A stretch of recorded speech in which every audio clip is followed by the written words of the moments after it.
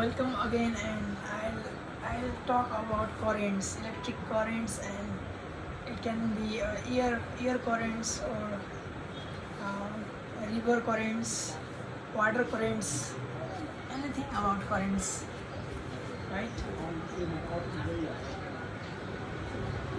So one of the guy on my class talking about what is currents, what is actually electric current, and I was giving him example. If you want to understand the currents, right? If you ever wanted to understand the currents, you should go through air currents. You should go through air currents, water currents, river currents. They are actually same, and anything like that can be called currents, and you will have different kind of analogy how it performs onto the environment, onto the river, onto the air. See the turbulences and see the whirlpools in the river, and on the water, and on the you can see tides, and all these are like small currents, right? Big currents also. So within a while also, I found that when I went to Nepal, I found that there was a river, and I was in a bridge and watching the show, what was happening down, and there was one, there was no any filtration process, so there was what you say shoes, a shoes that was there, and that was just what was flowing downstream, but that shoes was stuck onto that current, right? It was just revolving around every time.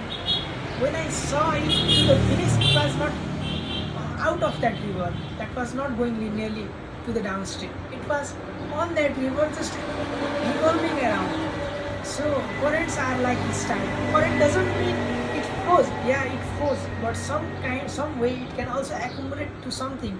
Accumulation is not about water just accumulating something somewhere. It's all about currents. Currents can just make things to be there for some brief moment of time. Like you can listen, people are going to the rivers and they died because of that. There was some kind of this hearing I hear about, but it's because of a current, a loop, or it is loop.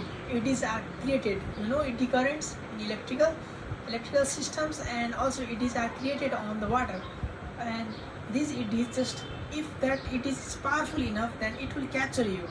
And if you don't have the power to go out of tangential current, if you don't have tangential power to go out from that it is, then you will be like stuck in there, and you will be like dying soon.